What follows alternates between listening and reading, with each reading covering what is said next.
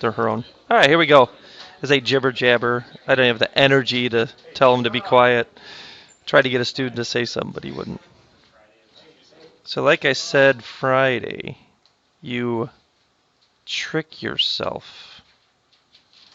You coordinate plane the question. If I count 1, 2, 3, 4, 5, 6, and then 1, 2, 3, 4, 5, 6 the other way, this is where I would put the y-axis to make my life easy. I like an easy life. All right. Now you could also have put the origin right here on the vertex itself. But then to actually answer the question, how many people did this one, by the way, and feel reasonable about their answers? If I put the vertex at 0, 0, what would you have to do to all your answers when you plug them in? Just add 10. It's a very simple fix. Okay, so you know what I'm talking about, those that got this right. So you trick yourself. I did not do that. I put the origin there. Reading the question, where's the vertex at? Okay, it's up 10 because this is the lowest height. You glean that out of the reading of the question there. Really not hard. So what do I do? Is it x squared or y squared is what I mean to say. Is this an x squared or y squared? I made it an x squared so that everything matches. But is it x squared or is it x minus or plus a number squared? It's x squared because it's 0, comma. The vertex is 0, comma 10. So what's this look like? 4p what? Y minus 10. And then what you do is just like you did with the light flash, as Yoda would call it. Good save. Flashlight question where you get a coordinate. So what is that coordinate right there? Don't be a robot. 300, right, and then 110. So 300, comma 110, just like the flashlight. You plug it in, and then 300 negative over here, but you just need this one like I covered with the flashlight. 300 squared is 4 zeros, so 90,000, right? 4p, well, that's convenient. 110 minus 10. Right, so that's a hundo. Divide that by 100. Isn't that what happens? Am I doing this too fast? And then divide that by 4. Well, do I really have to divide it by 4? Why am I dividing it by 4? Is that the number I want for 4p? Come on, I want to answer my questions. Okay, so now what do? X squared, I just hurt my shoulder on that. See what I do for your education?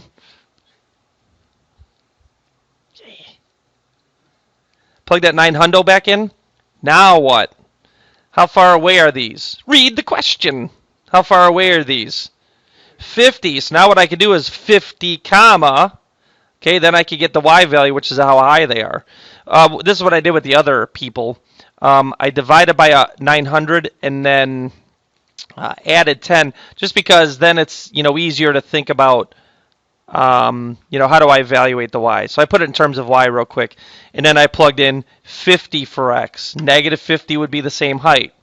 Then I plug in 100, 150, 200, 250, and then find all those values. That's it. Okay? All right. It's time for dun dun dun. Everyone remember these? Well, that's too bad. We're going to do them anyway. Okay, so they're jibber jabbering as they get their notes ready. I'll steal your homework here in a minute. Actually, I shouldn't. I'm not even going to draw a coordinate plane. Here's what's true for a hyperbola. By the way, this is one hyperbola, not two. A hyperbola either goes right, left, or up, down. Of course, it can be slanted, but we're only dealing with up, down, right, left ones. Okay, there is no table, but cereal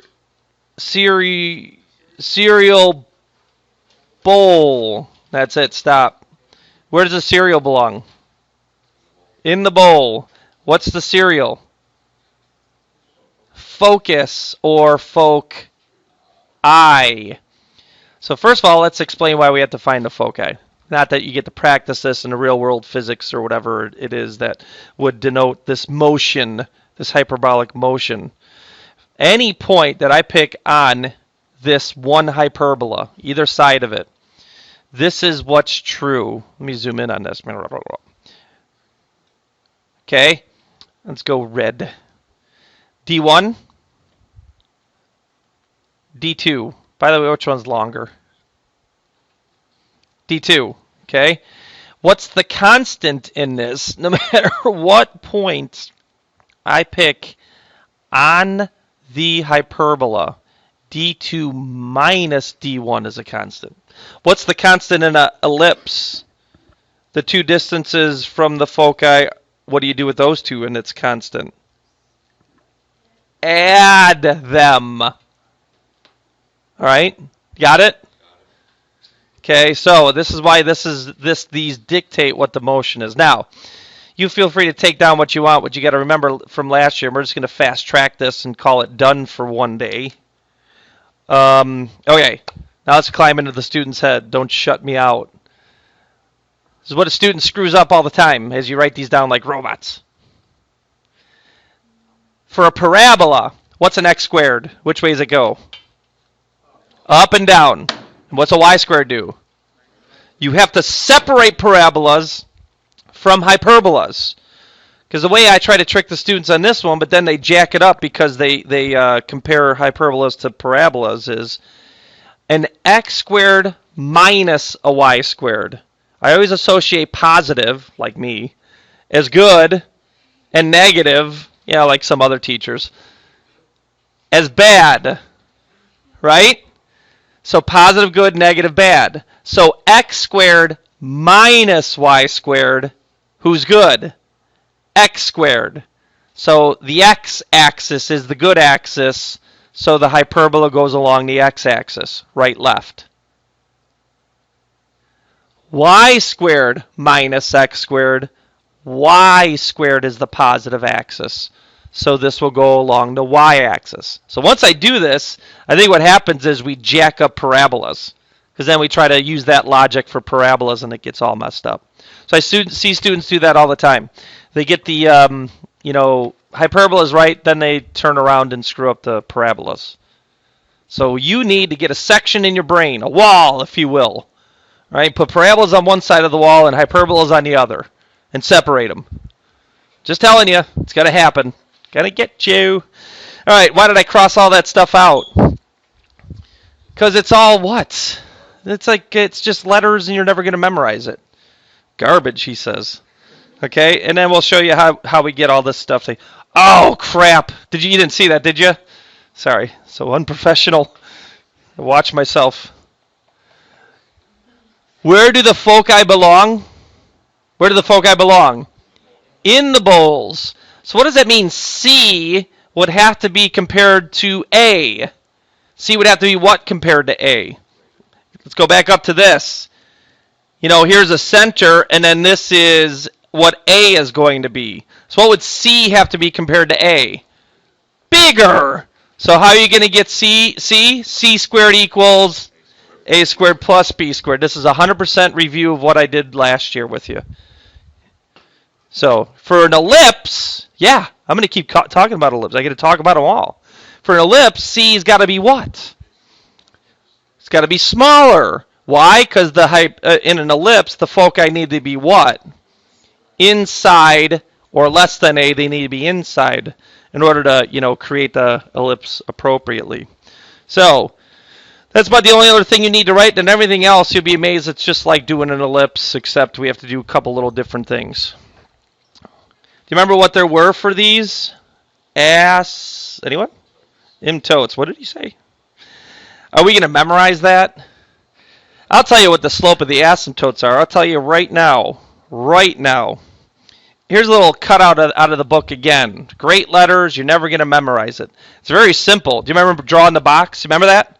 Instead of drawing the ellipse, you stop. Like everything you do for a hyperbola is exactly the same as an ellipse until the point of drawing the ellipse. Instead of drawing the ellipse, you draw a box, and then what are these things that go through the corners of the box in the center? Asymptotes. Now let's look at the slope of the asymptotes. AB, BA, who cares? This is the y-axis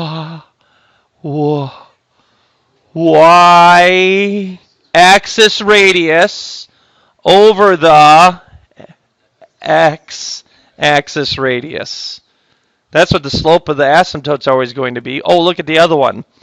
This is the opposite of the y-axis radius over x. So plus minus on your slope.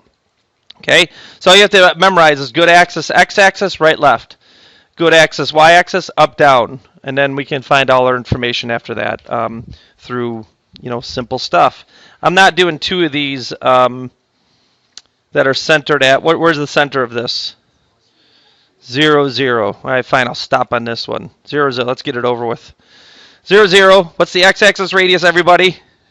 6, did you hear them? They're near death. What's the y-axis radius? 4. Somebody help me.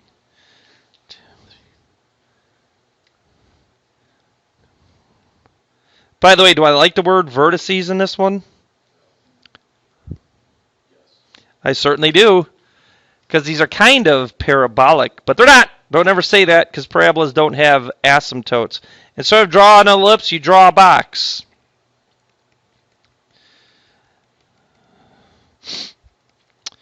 The foci go, what? The asymptotes go through the center and through the corners of the box. Which way does this one go? Right, left, or up, down? X squared minus y squared goes right, left. Now this is not what happens. I get people to do this all the time. They draw it like this, like all the way to the inside there. So just covering some other mistakes. This is actually a vertex. This is actually behaves like a vertex as well. These are called vertices. They're also called, I love this. Let me go back up to my chart. A new word for today. Can everyone say transverse axis? Very well said over here. It's not the bigger axis. It's the good axis. As a matter of fact, it's a 50-50 chance if the transverse axis is longer than the conjugate axis. Can everyone say conjugate? Conjugate's the bad axis. So, all these terms up here, what's semi mean? Half. So what's the semi-transverse axis? What's its length? 6. What's the semi-conjugate axis? What's the length of the conjugate axis? 8. This is all Mickey Mouse stuff. You just got to know the terms. Yawning back there. It's so boring, right? And then how do I get c squared equal? You add them. What's 36 plus 16? What's the square root of 52? A number. 2 root 13. So where are the foci located? Put it in exact form. Hike. What did you just say? Plus, minus. Anyone? What? 2 root 13. This is the foci number. Comma 0. And by the way, what is the square root of 52? Someone told me like 7 something. So it is inside the bowls because it goes 7 right and left. So it does behave with the way it's supposed to in the bowls. So you make a mistake on c squared equals, then that's what's going to happen to you. And then what are the asymptotes? By the way, what are the asymptotes both cross? What number? What coordinate?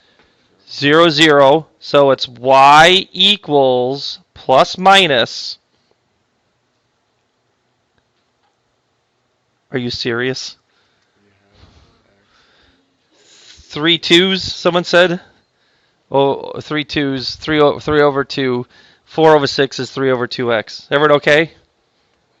It's 2 over 3. I was just seeing if anyone, because I'm getting nothing out of you.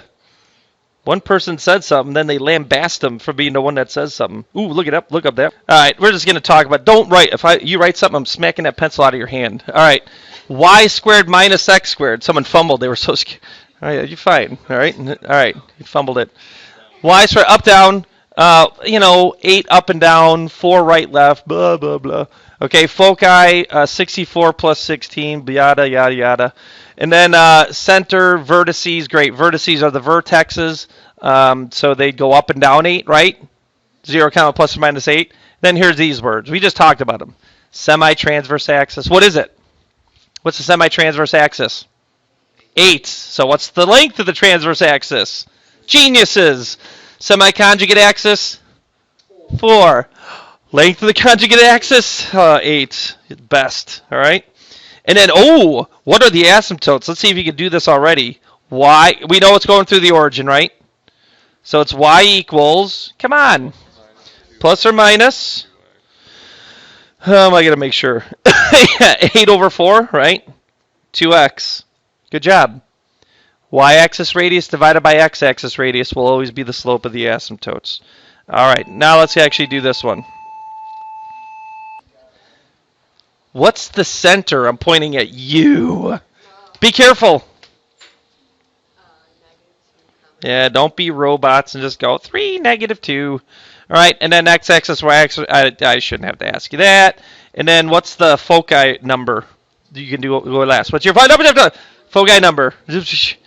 What's the foci number that I need? What's C? You hear him? Okay. Now, right here. What are the vertices? Yeah, I'm going to make you do it without graphing, then we'll graph them.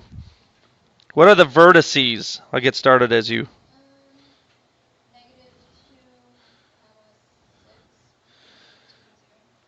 Okay, this is going up. So I must go 3 up. Yep, 1, 2, 3, and 3 down. And then right to left to draw this box.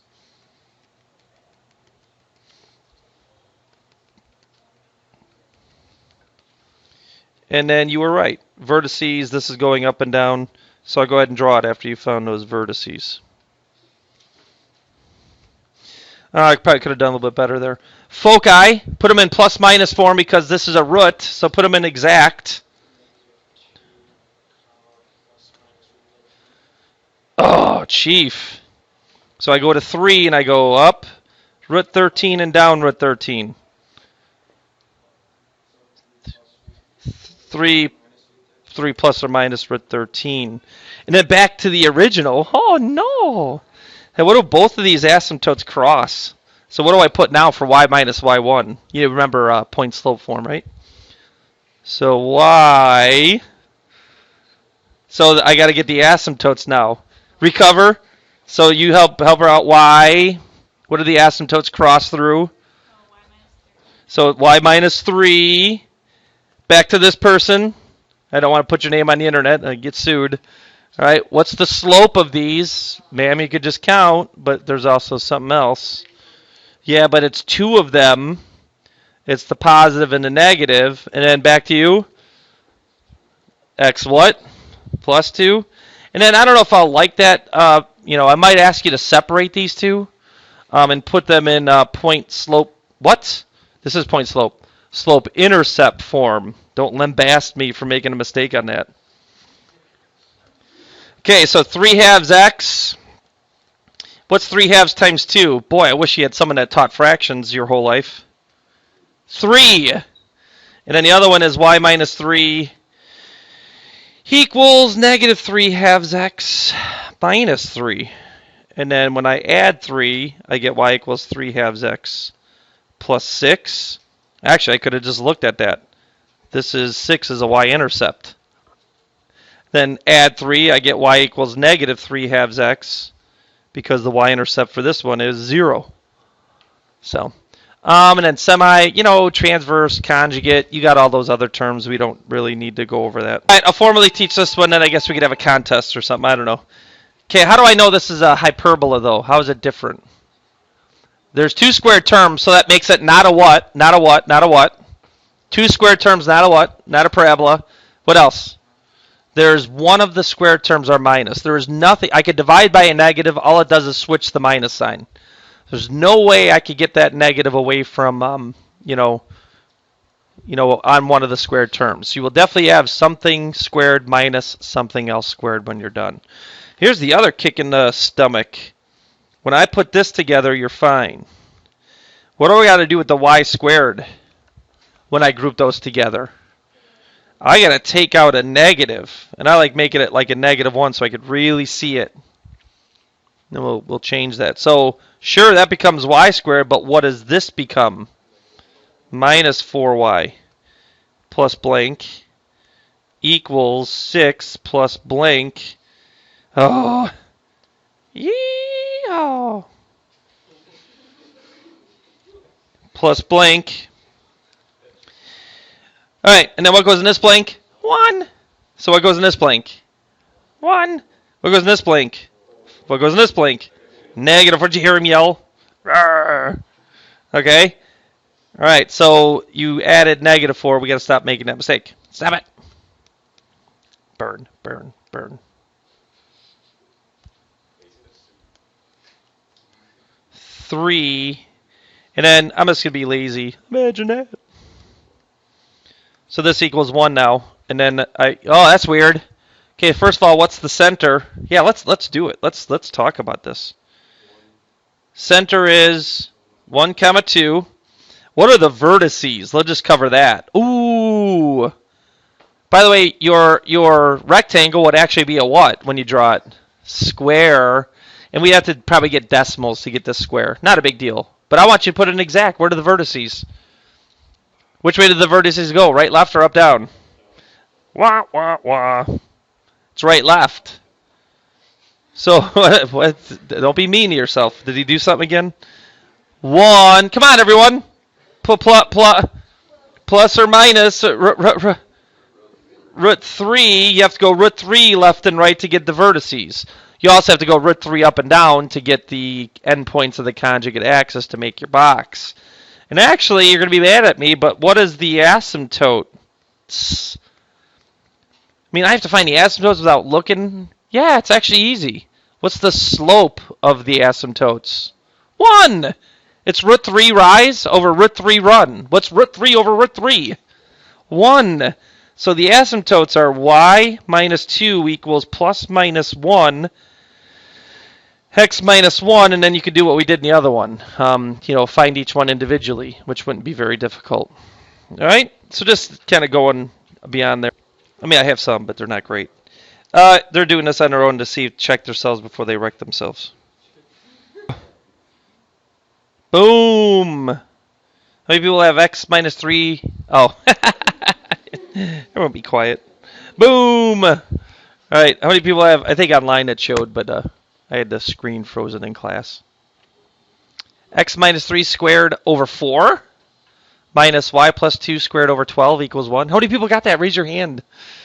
Okay, then I went further. Center is 3, -2. Since the x-axis radius is 2 right and left, I added 2 and subtracted 2 to the center to get the vertices. Could have got the endpoints of the conjugate axis. Add, what's root 12, by the way? 2 root 3. So that would be 3, -2 plus or minus 2 root 3 endpoints of the conjugate axis to create the box, right? And then the foci, how did I get that number so easily? What's 12 plus 4? What's the square root of 16? C is 4, and the foci go right left with the vertices. So I add 4 to the center, x value, subtract 4. 7, -2, -1, -2. And then the asymptotes I stopped on. Let's keep going. Ooh, it's going to be ugly. Okay, so the asymptotes are y plus 2 equals, ooh, would I like this form? Maybe not. Actually, it's all right. What did I say the square root of 12 is? 2 root 3 over, what's the x-axis radius? 2. So the asymptotes are actually a slope of root 3 plus or minus times x minus 3. Let's put it in point slope form with both of them. Then you could distribute and deal with radicals and all that other stuff. But okay, I only have a couple more. Excuse me. I'm not doing these. Hey, whose writing is that? That's what second hour said. That's not yours. You stole the notes from somebody. Ooh, you know what I didn't do with the other hour, though? What's E? What's E? What's E? Eccentricity. Now, why is that number bigger than 1? Because C is bigger than A. Okay? So, oh, and then I gotta make up something. Blank focal axis. So let's look up focal axis because I threw that in here and it's actually up in here. Let me zoom back there, Chief. Okay, focal axis. This goes right, left. and the focal axis is y equals k, which is a horizontal line. So the focal axis is what cuts the, it cuts it symmetrically. Okay, so that's why this is x equals h, which is a vertical line, which cuts it up down symmetrically. So again, that focal axis, same thing with an ellipse, kind of a obscure thing. So we'll call this a y-axis is the focal axis. So what does that mean? Which way does this go? Right, left, or up, down?